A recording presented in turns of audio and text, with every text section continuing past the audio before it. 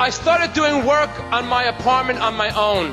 I found this place called Home Depot. You heard of it?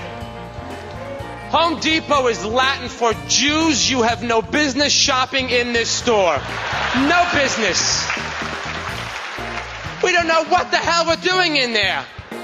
The non-Jews walk in, within seconds they find what they need. Come right in there. I need a 2x3 reversible pipe clamp with threading that goes backwards and a drain clamp, reversible tame pad, 2-ply mine with a 3/8 by. He finds it, he's out. The Jew walks in.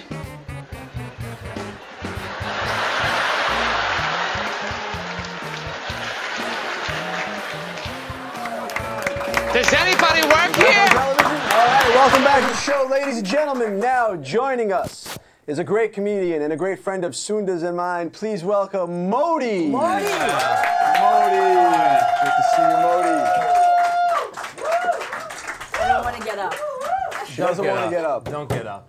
How are you guys? That's messed what up. a show. I wanted to get up, but I just didn't want to mess up anything. No, How are you, Modi? I'm good. Modi, good. thank you first of all so much It's for such being a here. pleasure to be here. I feel like we're family. I think we are. I've known you since I began doing comedy. Yeah, well, In like '94, right? it had to be. It had to be right in '94, Yeah. and this was always right next to you. No, he was in college. Now you're in between us. Now you're in between us. Right.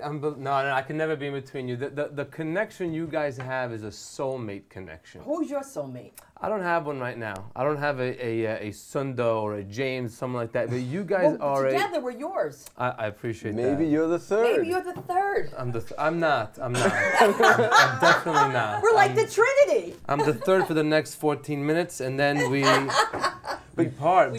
Did you ever think you would move to LA? Because we moved, I think, before you did, right? So Yeah. did you ever think you'd move to LA and you would work so many gigs with us, or certainly with Sunda?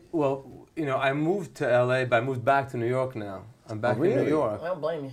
Yeah, but no, I still love LA, and I came in for something completely different. I had a meeting with them, and the night before, I'm at home and I get these emails, these texts from Sunda. We're doing a show. You want to do it? I'm like, well, it's just easier to say yes than no. Right. Cut to 9 a.m. I'm here in the valley. Oh, But in Encino. with you, but I mean, where else would I want to be besides my bed? But you guys. And we never call you just randomly to say we love you. No, That's no. crazy, And right? Sunda always calls for gigs. That calls me for. I know 2 Jews that are going to be in a corner somewhere. They want to hear jokes. You can come do that. How much are they paying Sunda? Well, about that. Click. Over. They love you though. You have such a fan base. Because I do. I love my Jewish audiences, and they are. It's funny. People don't know, but I really I have 9 different acts. I'm really 9 different comedians. I have my Jewish acts. I performed in front of audiences where there was a mechitza, a division, with the guys where it was after Shabbat. They had the streimels and the women with the wigs and separate. I mean, that religious to completely reform, and the next day fly to do a comedy club in Alabama. and live to tell the story. I have one book. I have a page in my calendar. I remember I did a Chabad gig. Then I did a in Salt Lake City with the Mormon gig, and then I shot BET that same week. All in 1 week. And BET didn't shoot you back. And they were amazing. I'd like to hear your BET act, because out of your 9 acts, I don't think I know the BET Black act. audiences, you just have to be yourself. You can't pretend you're them or Them. you're not. Right. You got to be yourself, and they love it. Otherwise, it's So of all these gigs, what was the worst or the best or the craziest? I have so many. So many. So many. I did one crazy gig. I did the private gigs. You guys know. I mean, when we do a comedy club, it's like you're working in a vacuum. It's perfect. There's an audience. There's a mic. The sound. But when you're doing a private gig, you never know how it's going to happen. So this one gig I do for this guy in Long Island. Now it was for juvenile diabetes or something. It was raising money. The man had a house the size of, it was like an auditorium. And he had the food in one room and he had the show in the other. He set up 80 seats theater style. Contract said Modi needs a mic, he needs a spotlight, he did everything. I walk into the house, the guy was a Holocaust fanatic. I'm not making this up. And you couldn't really tell up front. he had little things that he bought, like yellow stars, and they were framed, and things he got. I'm like, all right, this is okay. I guess it was maybe it was his grandmother's or something. I don't know what it was. Okay, now I go to him. Can I see where the room to perform is? He says, oh, it's in the main living room. We go in there, and there was a Holocaust statue that literally was maybe 7 feet tall and 6 feet wide, and my mic was planted right in front. People were walking into the room with food like this. They were in shock. Oh my God. God. They're in shock. Now I gotta go up and do this, and you gotta address this thing. You have to understand. There's kids' arms coming out, and barbed wire, and it's in that green, green metal green thing. It is the most. I can't believe he sleeps in the house with this thing. So I get up there. People are looking like this, like, what the hell is he gonna say? So I said, hi folks, great to be here. It's great to be here in Bergen-Belsen. If things work out well, I'll be in Duckhound next week. I'm sorry I'm late. The trains were off, but it got them. They all but you know, those are like, you just never know where those gigs are gonna come up and how. You'd never imagine. You can't sit at home and imagine it. There's a contract. Mic, da da da da da da da. Water, stool. We're done. Nothing about a Holocaust. Yeah. Now you might get a similar gig like that in Alabama, but the guy who owns the house wouldn't be a Jew. You know what? Those are the most appreciative people. Like when you do a Jewish show, and you know this, when you do a Jewish show in a place where the Jews are very tight knit. They're so happy. I'll tell you a funny story.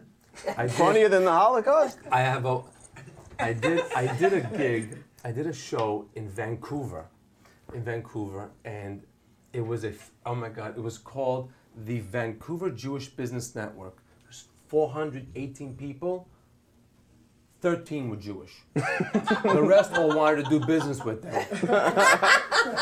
I get on stage. Now they had a live auction. You know those auctions where you I'm black. I'm familiar. But the Chinese auction where you put it into a box. Okay. So I'm looking around. They had TV sets. They had cruises, bicycles, this, that, da da da da da da da. Weekend spa, whole thing. And then the Judaica store made a donation of this massive shofar. It was literally this on me up to here, right? And I said, who the hell's gonna bid on this? What non-Jew wants this thing in their house? I bought a $10 ticket, I put it in. This thing must be worth $300, right? I got it. It's mine. $10. They did a shofar. Oh, our comedian Modi, done. All right. I forgot I'm flying to New York the next day. So now I'm going, and now I don't know if you've ever been through Canada. Their security is 7 times stronger than ours, really? Harder than ours. It's good to know that. I walk in there now. I'm walking through the airport in shorts, a wheelie thing, and a shofar. You understand this? I get to the X-ray. I put it in. The woman's face dropped. It's just like. She's seen M16s go through there. This she has never seen. Right. I put this on. She goes to me, sir, what is that? I said, that's my ram's horn. And I said it, Sunda, in a way. I said it as if, isn't everybody here traveling with their ram's horn today? She didn't think it was funny at all. She hits the button. 2 Cossacks show up. These Mountie, whatever the hell, with the whistles and the guns and belts, and 9 feet tall each. They come out, sir, you're saying this is your ram's horn? I go, uh-huh. He says, were you on safari? I said, no, I was at the JCC. Then the other genius goes, ram's horn, huh? Where's the other one? So I said to him, I don't know, it could have been a unicorn. All right, we got to take a break, Modi, all right? We'll be right back with Modi. Oh, my God. More with Modi when we come back on James and Sunda.